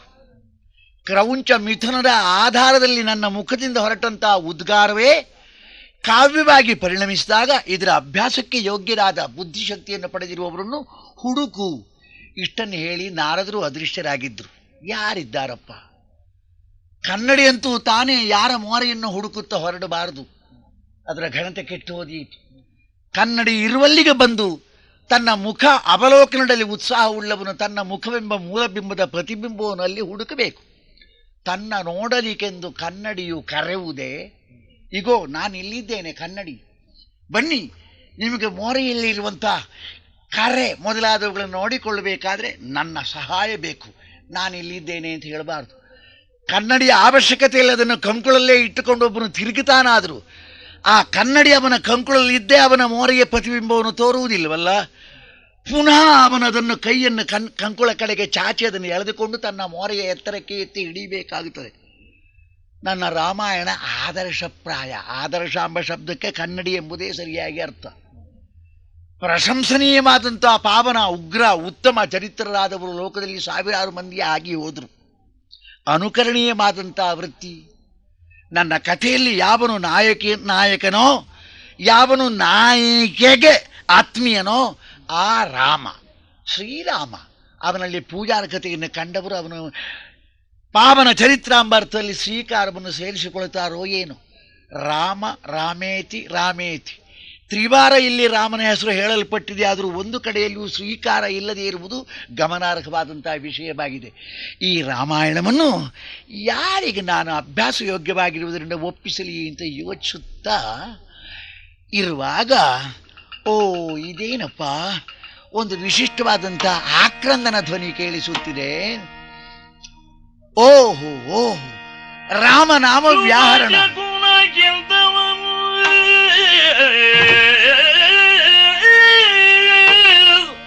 ರಾಮ ಓಹೋ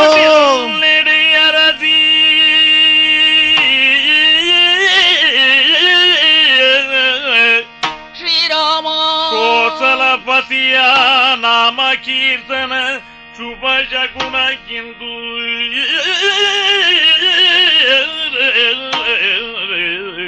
ರಾಮ ಶ್ರೀರಾಮ ನಾಮಯೇ ಸುಮಧುರಂ ರಾಮ ರಾಮ ಶ್ರೀರಾಮ ನಾಮ ಪಾನಂ ಅಮೃತ ಸಮಾನಂ ರಾಮ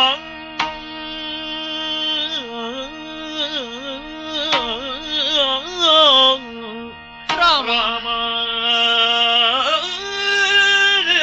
ಶ್ರೀರಾಮ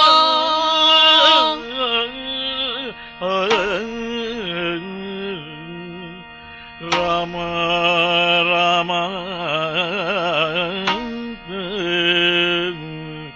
ರಾಮ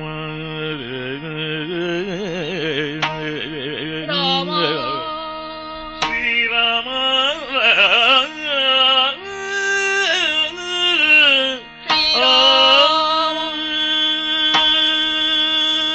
ರಾಮ ಶ್ರೀರಾಮ.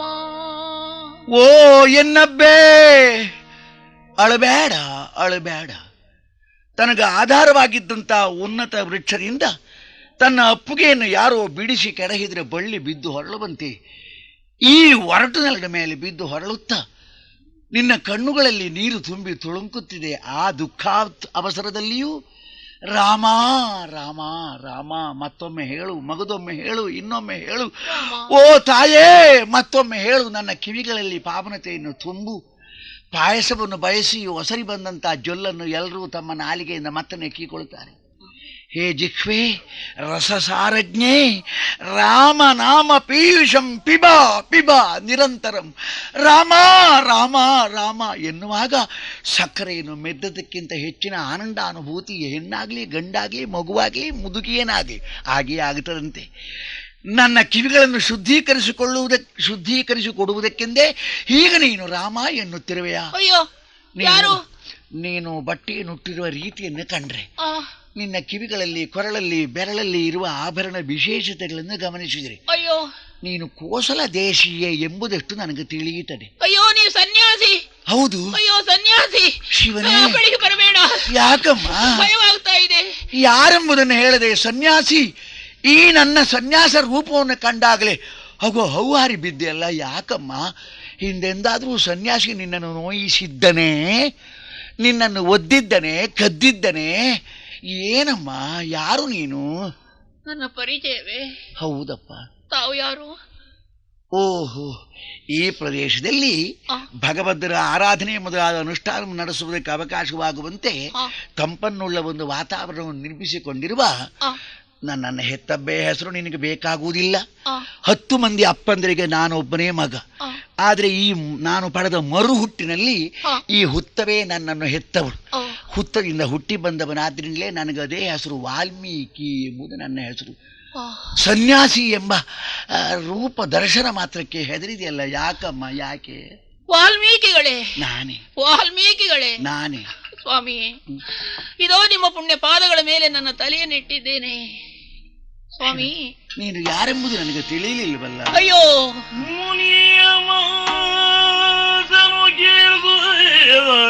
ಜಾನಕಿಯರೇ ಮನಸ್ಸಿನ ಗಣಿತ ಶೋಕ ಮೌಕ್ತಿಕ ಮಣಿಗಳಂ ಪೋಣಿಸುತ್ತ ಹೊಸೆದ ವಿಷಾದ ಹಾರವನು. ಪೂಜ್ಯರೇ, ಮನಸ್ಸಿನ ಗಣಿತ ಶೋಕ ಮೌಕ್ತಿಕ ಮಣಿಗಳಂ ಪೋಣಿಸುತ್ತ ಹೊಸೆದ ವಿಷಾದ ಹಾರವನು ಮುನಿಯ ಪಾದಕ್ಕೆ ತೊಡಿಸು ತರ್ಚಿಸಿ ಜನಪನಪವಾದ ಕಳುಕಿ ತನ್ನನು ವನದಿ ತೊರೆದಾರ್ಥ ಸ್ಥಿತಿಯನು ಬಣ್ಣಿಸಿದಳಳುತ ಮುನಿಪೋತ್ತಮ.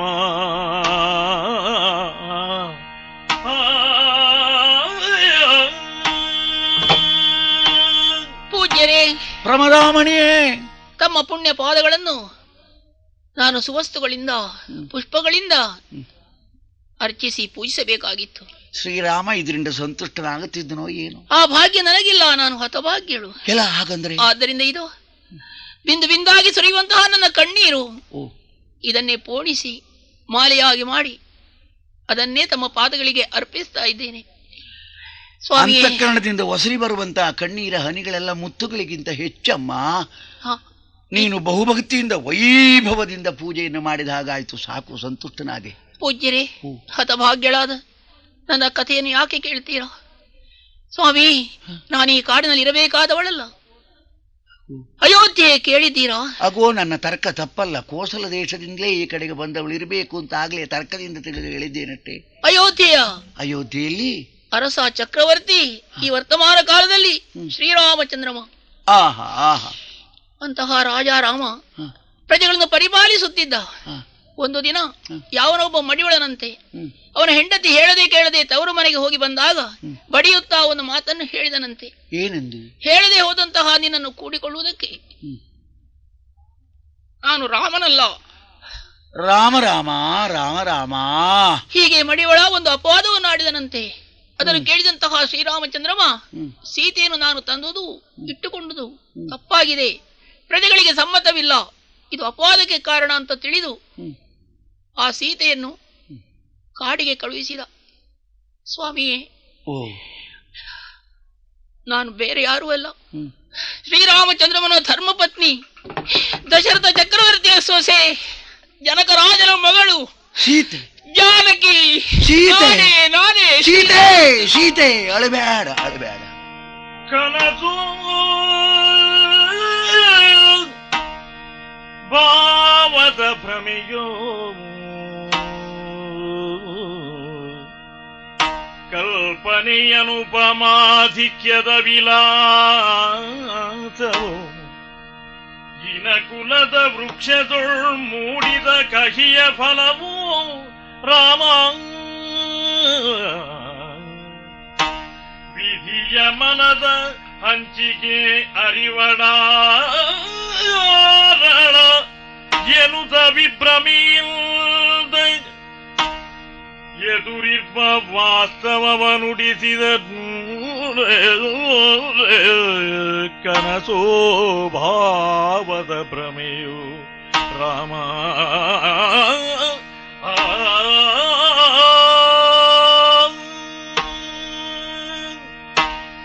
ಸೀತೆ, ಪೂಜ್ಯರೇ, ಹುಡುಗಾಟಿಗೆ ಆಯ್ತೇನೋ?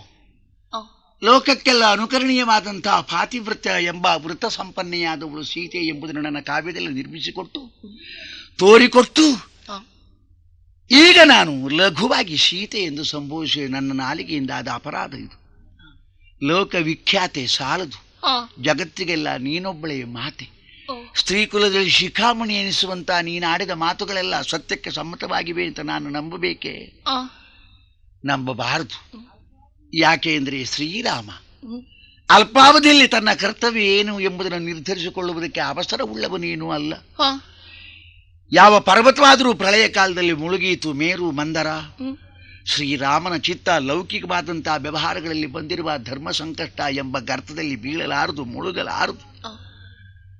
ತನ್ನ ತಂದೆ ಸತ್ತ ವರ್ತನಾಂತವನ್ನು ತಿಳಿದಂತ ಆ ರಾಮ ಮಿಕ್ಕವರೆಲ್ಲ ಪ್ರಪಂಚದ ಪ್ರಜ್ಞೆಯನ್ನು ಕಳೆದುಕೊಂಡು ಸುಮ್ಮನೆ ಬಿದ್ದಿದ್ದಾಗ ತಾನೊಬ್ಬನೇ ಭರತ ಅಳುಬೇಡ, ಲಕ್ಷ್ಮಣ ಅಳುಬೇಡ, ಜಾನಕಿ ಅಳುಬೇಡ, ಒಂದೊಂದು ಸಮೀಪ ಸ್ಥಿತಿಯಲ್ಲಿದ್ದಂತಹ ವ್ಯಕ್ತಿಯನ್ನು ಕೈ ಹಿಡಿದು ನಿಲ್ಲಿಸಿದ ಉದಾತ್ತ ಚರಿತ್ರ. ಹಾಗಾದರೆ ಇಷ್ಟು ಬೇಗನೆ ಲೋಕಾಪವಾದದಲ್ಲಿ ಭಯವೆಂಬುದು ಅವನಿಗೆ ಸಹಜ ಗುಣ ಇರಬಹುದು. ಆದರೆ ಅಪರಾಧವನ್ನೇ ಮಾಡದಿರುವಂತಹ, ಬಿಸಿಲನ್ನೇ ಕಾಣದೆ ತಂಪಿನಲ್ಲಿ ಬೆಳೆದ ಬಳ್ಳಿ ಅಂತಿರುವಂತಹ ನಿನ್ನನ್ನು, ಕೋಮಲಕಾಯಿಯಾದ ನಿನ್ನನ್ನು, ಮುಗ್ಧ ಮೃದು ಹೃದಯ ಸಂಪನ್ನೆಯಾದ ನಿನ್ನನ್ನು ಕಾಡಿಗೆ ಕಳುಹಿಸ್ತಾನೆ ಅಂದರೆ ನನಗೆ ಬಹುಶಃ ಇದೀಗ ದಿಟ್ಟಿಗೆ ಕಾಣಿಸಿದ ಕನಸಿರಬಹುದೇ? ನಿದ್ರೆ ಇದ್ರಲ್ವೇ ಮಧ್ಯದಲ್ಲಿ ಕನಸು ಕಾಣಿಸ್ತದೆ. ಹಾಗಾದ್ರೆ ಇದು ಕನಸು ಎನ್ನಬಾರದಪ್ಪ. ನನ್ನ ಸತ್ವ ಪರೀಕ್ಷೆಗೆ ಶ್ರೀರಾಮ ಇದೊಂದು ಸಂಧಿಯನ್ನು ನನಗೆ ಒದಗಿಸಿಕೊಟ್ಟ ಅಂತ ತಿಳಿಯುತ್ತೇನೆ. ನನ್ನಿಂದ ರಚಿತವಾದ ಮಹಾಕಾವ್ಯ, ಆದಿಕಾವ್ಯ, ಆಧ್ಯಾತ್ಮ ಕಾವ್ಯ, ಆ ರಾಮಾಯಣದಲ್ಲಿ ನಾಯಿಕೆಯ ಸ್ಥಾನದಲ್ಲಿರುವಂತಹ ನಿನ್ನನ್ನು ನಾನು ಉಪಚರಿಸುವುದಕ್ಕೆ ಬೇಕಾದ ಸಂದರ್ಭವನ್ನು ತಾನೇ ಒದಗಿಸಿಕೊಟ್ಟ. ಕಂಡರೆ ನೀನು ಬಸುರಿ ಅಂತಿರುವೆಯಪ್ಪ. ಬಸುರಿಯಾದವಳು ಗಂಡನ ಮನೆಯಲ್ಲೇ ಹೆರಬಾರ್ದಂತೆ, ಅವಳಿಗೆ ಮೊದಲನೇ ಹೆರಿಗೆ ಬೇರೆಲ್ಲಾದರೂ ಆಗಬೇಕು ಅಂತ ಶಾಸ್ತ್ರವಿಧಿ.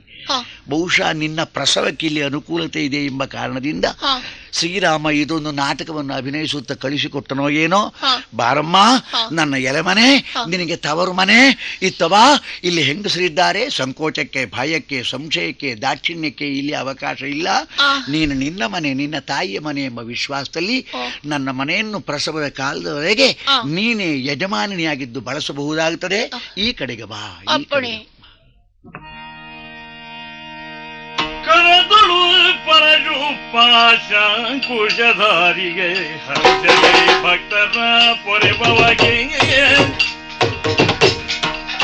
ಉರಗಭೂಷಣ ಗಜವತಂತರ ಚರಣ ಕಮಲ ಗಡಿಗಾರದಿ ಆರತಿ ಬೆಳಗಿ